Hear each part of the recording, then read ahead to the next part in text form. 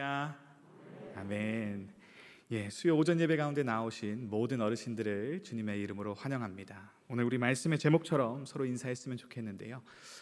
나는 쇠하고 예수님이 흥하길 원합니다 하고 옆 사람과 한 번씩 인사하도록 하시겠습니다.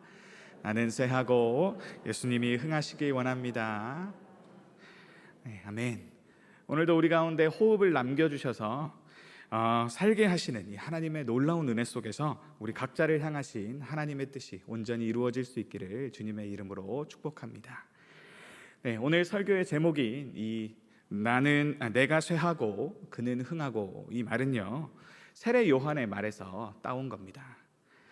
네, 요한복음 3장 30절 말씀을 보면 그는 흥하여야 하고 나는 쇠하여야 하리라 라고 세례 요한이 자신의 사명에 대해서 이렇게 이야기합니다.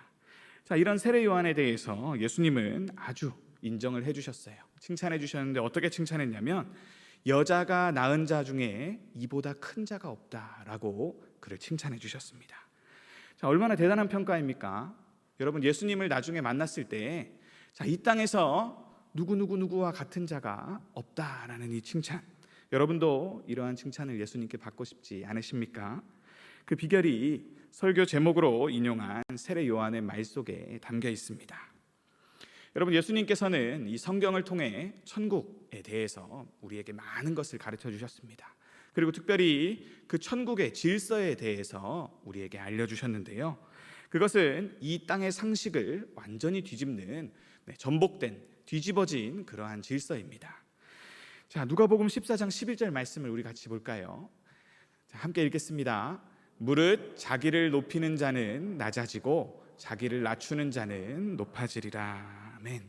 네, 수차례 천국에서는 누가 큽니까? 라고 다투는 제자들과 또 이 세상 속에서 자기가 높은 자인 줄 알고 누가 크냐, 이것을 끊임없이 다루기를 좋아하는 저희 사람들에게 예수님은 이렇게 말씀하신 것입니다.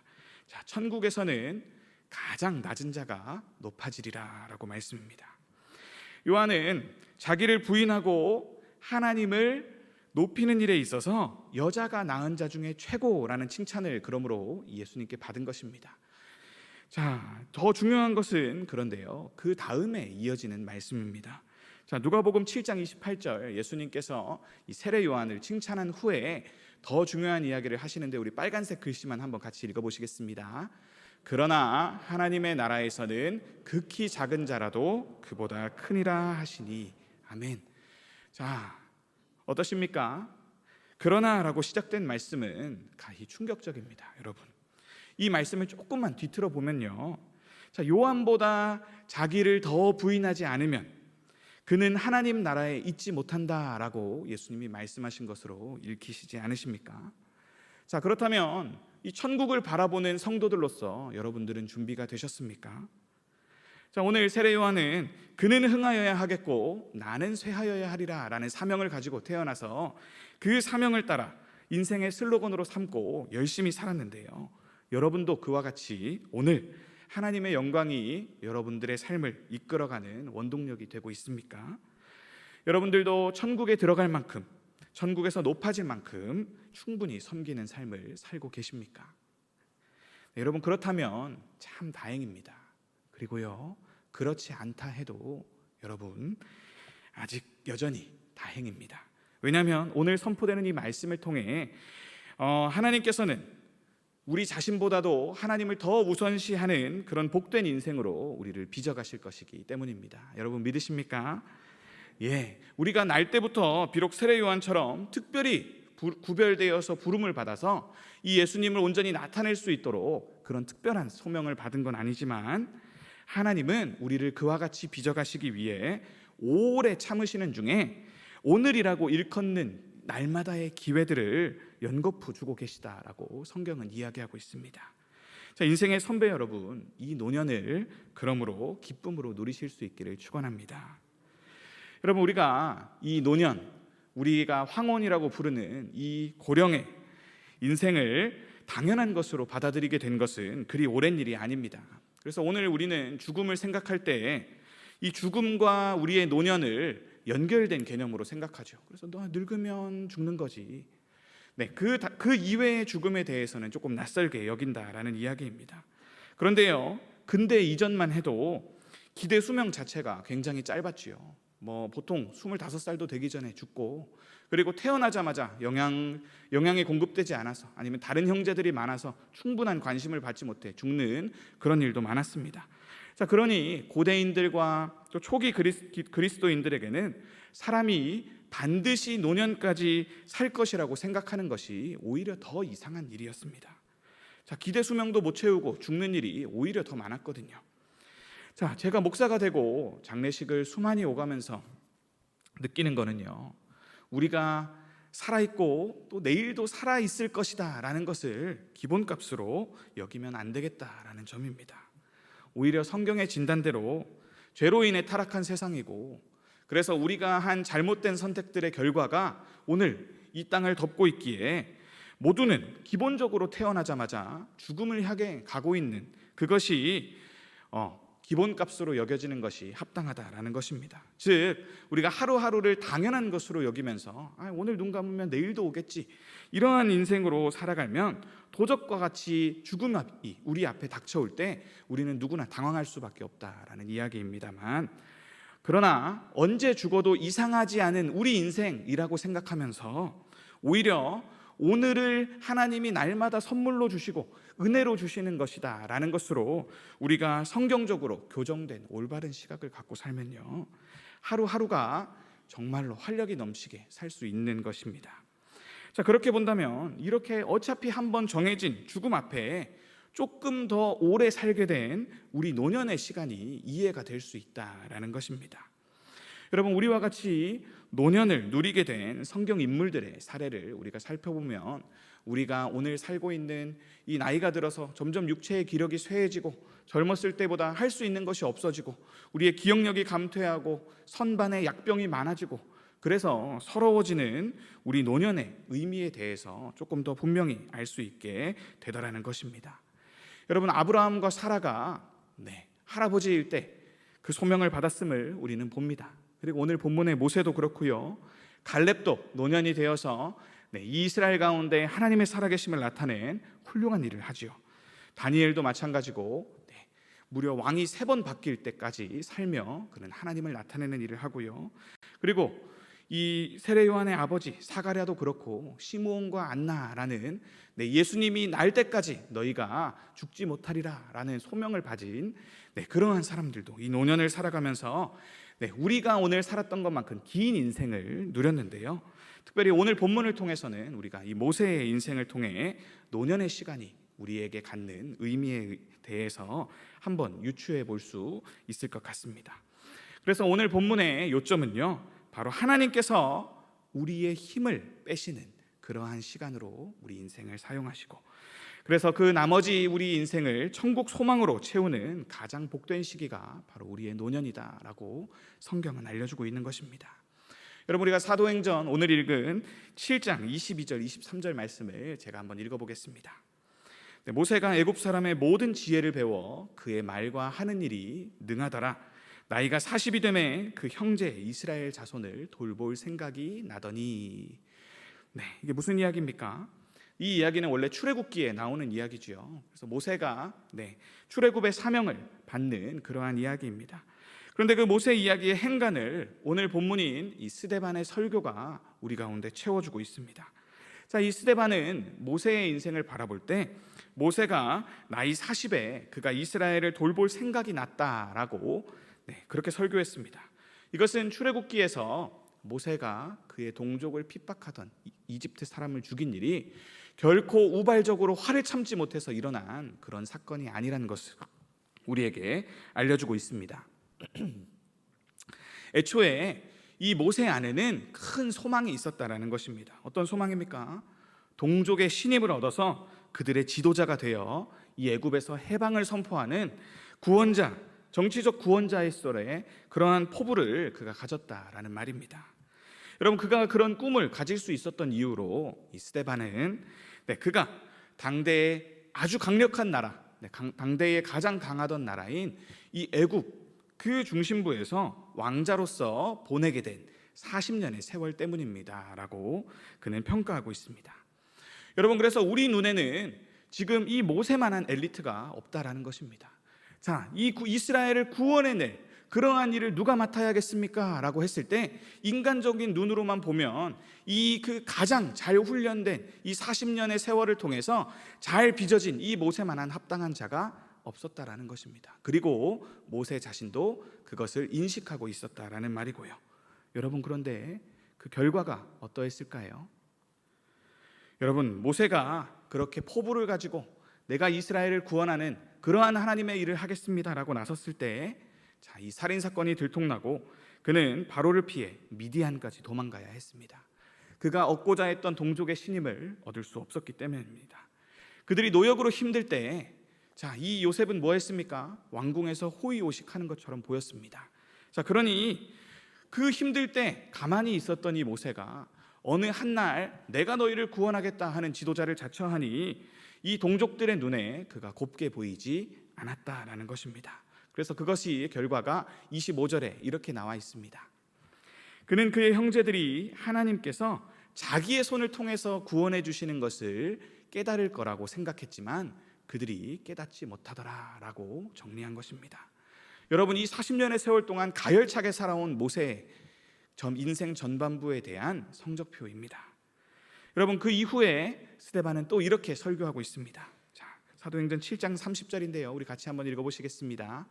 40년이 참에 천사가 시내산 광야 가시나무 떨기 불꽃 가운데서 그에게 보이거늘. 여러분, 이 빨간 글씨에 주목하시기를 바랍니다. 40년이 다시 찼다라고 이야기합니다. 이번에는 단순히 40년이 된 것이 아니라 40년이 찼다, 충만하다라는 그러한 동사를 사용하고 있습니다. 어떤 의미 같습니까? 정한 때가 있고 그 때가 이제 충만하게 찼다라는 의미로 읽히시지 않습니까? 자, 이제 하나님이 일하실 시간이 도래했다라는 것입니다. 자, 언제요? 다시 40년이 지난 모세 나이 80이에요. 여러분, 그렇다면 그 40년 동안 모세는 뭐 하고 있었기에 하나님은 그가 준비됐다라고 그를 인정하셨을까요? 자, 인간적인 눈으로 보면 그것은 참 비참한 일이었습니다. 자, 그는 쫓겨나서 자신의 꿈을 이루지 못한 그러한 실패자로서 쫓겨나서 미디안 광야에서, 그것도 처가에 얹혀 살며 애굽인들이 가장 천시하는 목축업, 즉 목동을 하는 세월로 40년을 허비합니다.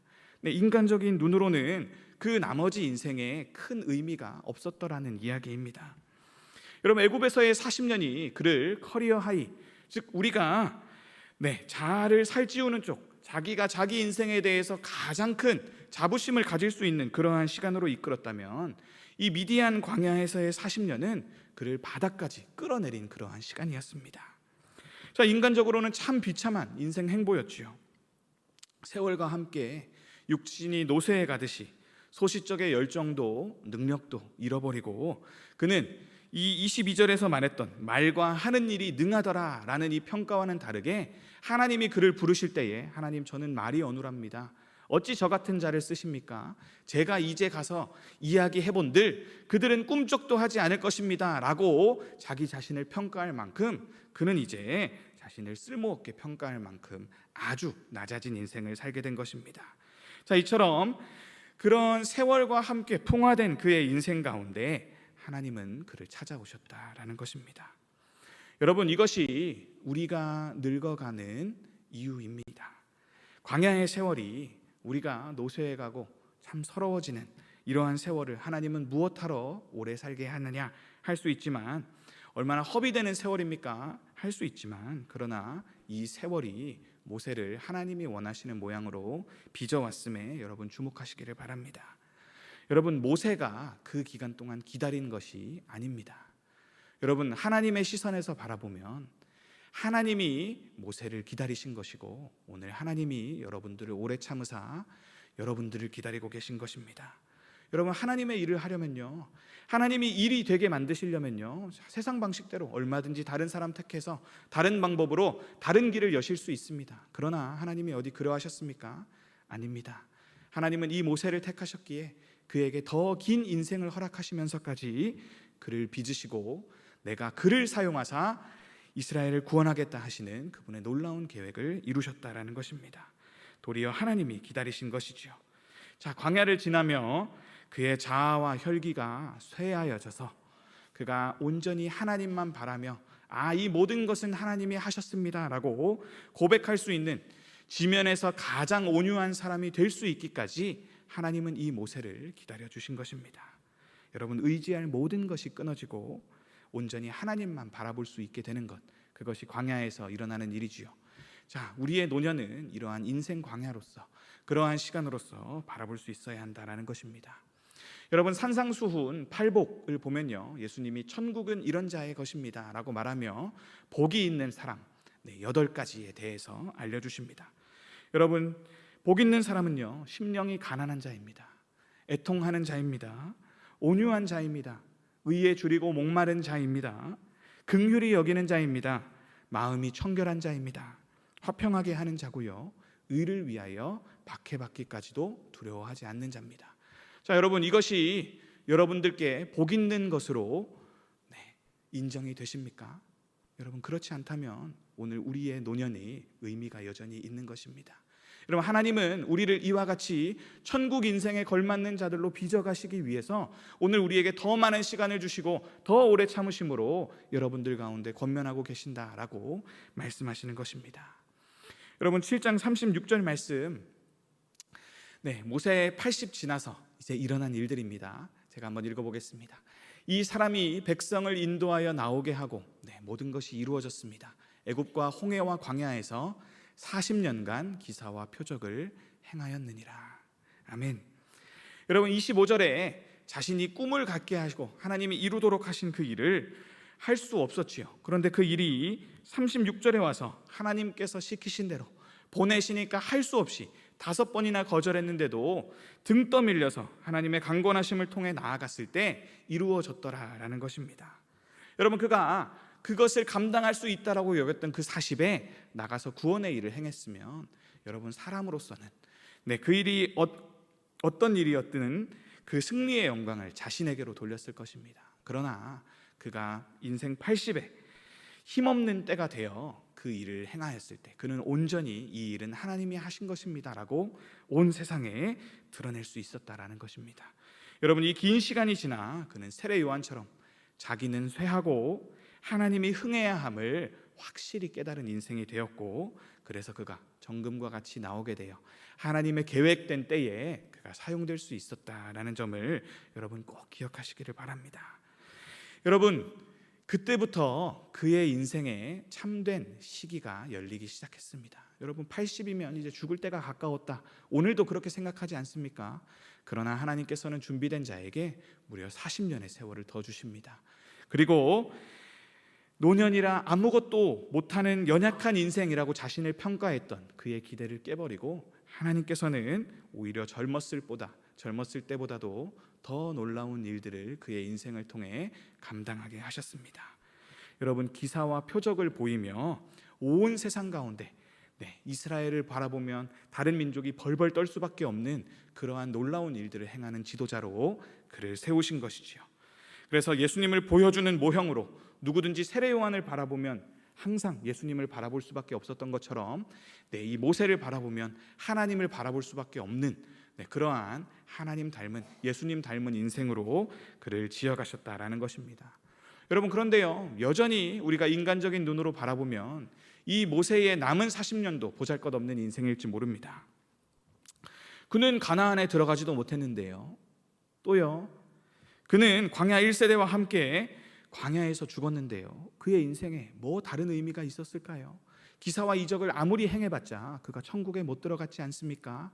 라고 여러분 생각할 수 있지만 우리가 신약에 와서 보면 그 평가가 잘못된 것이라는 것을 알 수 있지요. 하나님의 눈에서는 결코 아닙니다. 그는 천국에 충분한 자였습니다. 그는 2세대 그 구원의 길을 참으로 예비한 정말로 천국에 어울리는 자였습니다. 여러분, 구원, 즉 출애굽을 인도할 진정한 구원자가 누구였죠? 바로 여호수아였습니다. 여러분, 그 2세대의 지도자 여호수아의 길을 그는 훌륭하게 준비했다라는 것입니다. 여러분, 이 여호수아와 예수님, 이 두 가지 이름이 동일하게 구원자라는 뜻을 가진 같은 이름이라는 것을 여러분 알고 계십니까? 여러분, 그래서 신약에 나오는 모세가 곧 세례 요한이고 신약에 나오는 여호수아가 곧 예수님으로 그려지는 것입니다. 여러분, 그래서 그는 엘리사의 길을 예비한 엘리야처럼, 자, 예수님의 길을 예비한 세례 요한처럼 가장 겸손한 섬김의 모습을 보인 자가 누구냐라고 했을 때 우리는 모세입니다라고 대답할 수 있는 것입니다. 여러분, 그래서 예수님이 영광스러운 모습으로 변해서 그를 따르는 제자들에게 천국의 아름다움을 보여주신 사건이 있었죠. 언제냐면 변화산에 올라가셔서 영광스러운 모습으로 변하셨을 때입니다. 그때 이 영광스러운 모습으로 변하셔서 다스리는 그 왕이신 예수님의 좌우편에 섰던 자가 누굽니까? 바로 모세와 엘리야였죠. 가장 큰 섬김의 모습으로 그를 바라보는 자마다 그 뒤에 따라올 구원자, 그를 바라보게 하는 인생이 천국에서는 가장 낮은 섬김으로 높은 자가 되었다라는 그 인정을 받게 되었다라는 것을 예수님이 친히 열어 보여주신 것입니다. 여러분, 모세의 인생이 다시 한번 생각해 보실 때에 작은 인생입니까? 정말로 이 땅 가운데 아무것도 이루지 못한 그런 인생입니까? 하나님은 아니다라고 말씀하시는 것입니다. 그 가장 낮아지는 그 자리에 섰을 때 너희가 천국에 합당한 자요 가장 빛나게 된다라고 말씀하시는 것입니다. 여러분, 그러니 우리가 힘이 가장 빠져 있을 이 시기, 우리 노년의 시간을 그저 흘러갈 뿐인 시간으로 바라보지 마시기를 바랍니다. 오히려 하나님의 목적이 가장 크게 이루어지는 그러한 복된 시간으로 바라보시는 이 관점의 전환이 일어나시기를 축원합니다. 여러분, 하나님께 늦은 시간이란 존재하지 않습니다. 때가 참해 하나님은 카이로스, 그분의 시간 속에서 우리를 빚으시면 우리는 언제든지 천국에 합당한 자로 만들어지고, 그래서 하나님이 인정하시는 자가 됨을 믿으시기를 바랍니다. 여러분, 이제 말씀을 맺겠는데요, 사랑하는 어르신 여러분, 그러므로 노년은, 즉 우리의 인생의 후반부는 우리의 육신이 쇠약해지고 의지할 것들이 점점 끊어지게 하시는 그러한 쇠약의 이런 과정을 통해서 하나님을 더 의지하고 더 붙잡을 수 있게 하고, 그러므로 천국을 더 소망할 수 있게 하는 그러한 광야의 시간과 비슷함을 꼭 기억하시기를 바랍니다. 그래서 이 시기가 우리 눈에는 나도 잘 나갔던 시절이 있었는데, 나도 소시적인 방구 좀 꼈는데 하는 그런 눈에서 봤을 때 이제 인생의 암흑기요, 필요 없는 잉여 시간처럼 느껴지실지도 모르겠습니다. 그러나 하나님은 이런 정체되고 때로는 우리에게 남아 흘러넘치는 이런 낭비되는 것 같은 모든 시간도 사용하셔서 여전히 혈기대로 살아가고 있는 우리의 옛 사람과 자아를 다루신 그러한 복된 기회로 사용하신다라고 말씀하십니다. 그래서 그 결과 천국 대표로 모세와 엘리야처럼 또 예수님의 길을 잘 보여준 세례 요한처럼 그렇게 되도록 우리를 성화시켜가는 그런 시간으로 사용하시는 줄 믿으시기 바랍니다. 여러분, 나이가 들면 아기가 된다라는 말 아시죠? 여러분, 그게 그냥 하는 이야기가 아닌가 봅니다. 예수님은 누가 크냐라는 그 다툼의 자리마다 앞서서 우리가 말씀을 읽었듯이 낮은 자가 큰 자다라고 알려주셨습니다. 그리고 또 조금 그 이야기를 바꾸셔서 젊은 자라는 표현으로 또 사용하셨습니다. 그래서 원어를 보면 너희 중에 가장 어린 자처럼 되어야 그가 천국에 어울리는 자다라고 말씀하셨습니다. 그래서 다른 본문에서는 이렇게 실물 교보제인 어린아이를 세워놓고 이렇게 교훈하셨습니다. 누가복음 9장 47절 48절 말씀인데요, 제가 읽겠습니다. 예수께서 그 마음에 변론하는 것을 아시고 어린아이 하나를 데려다가 자기 곁에 세우시고 그들에게 이르시되 누구든지 내 이름으로 이런 어린아이를 영접하면 곧 나를 영접함이요 또 누구든지 나를 영접하면 곧 나를 보내신 이를 영접함이라. 너희 모든 사람 중에 가장 작은 그가 큰 자니라. 여러분, 가장 작은 자는 가장 어린 자입니다. 그 누가 와도 온유하고 겸손해서 네가 감히 나한테? 라고 생각하지 않을 정도로 모두에게 예수님처럼 섬길 수 있는 그런 마음 가진 온유한 자입니다. 그러니 어린아이를 영접하라라는 이 말은 모두가 어린아이처럼 낮아지라라는 말과 일반입니다. 여러분, 예수님을 받아들이려면 세례 요한 같아야 합니다. 여러분, 그러려면 나는 쇠하고 그는 흥해야 한다라는 인생관을 지니고 살아가야 한다라는 말입니다. 여러분, 하나님은 힘없는 어린아이처럼 하나님만을 온전히 붙잡는 믿음으로 돌아가라고 이 땅의 인생, 특별히 우리의 노년을 천국을 연습하는 기회로 삼아주십니다. 여러분, 천국이 아직 준비되지 않은 우리, 혹시 그런 인생들이 계시다면 이 노년의 시간은 우리를 천국에 어울리는 가장 복된 모습으로 빚어가시는 귀한 시간입니다. 여러분, 육신이 쇠약해져도 노년에는 반드시 소망이 있습니다. 성경이 우리에게 해주는 이야기입니다. 여러분, 우리가 중첩된 세상을 살고 있기 때문입니다. 이 세상에 속한 우리의 육신은 쇠하여 가는 것이 맞고 누구도 그것을 피할 수 없습니다만, 예수님과 함께 들어온 하나님 나라, 그곳에서 시작된 이 영생은 이제부터 더 화려하게 피어날 예정이기 때문입니다. 이것이 하나님이 예비하신 때입니다. 여러분의 때가 차면 여러분들에게는 이 세상의 육신은 쇠할지라도 하나님 나라의 영생이 다시 시작됨을 확실히 믿으시기를 바랍니다. 여러분, 그래서 마지막으로 우리 고린도후서 4장 16절 말씀을 우리 이러한 믿음을 담아서 힘차게 읽어보시겠습니다. 그러므로 우리가 낙심하지 아니하노니 우리의 겉사람은 낡아지나 우리의 속사람은 날로 새로워지도다. 아멘. 여러분, 날로 새로워집니다. 노년은 피해가서 새로워지는 게 아니라 노년에는 더욱더 힘차게 새로워집니다. 여러분, 이것을 믿으시길 바랍니다. 하나님은 시간을 만드신 분입니다. 그분이 다스리시는 시간 안에서 우리의 겉사람은 세월을 따라 낡아질지라도 속사람은 날로도 새로워져서 하나님의 영광을 위해 어린아이처럼 순종하는 우리를 빚어가십니다. 그래서 어린아이처럼 순수한 영혼으로 오늘도 빚어져 가시는 저와 여러분들 되시기를 주님의 이름으로 축복합니다. 아멘.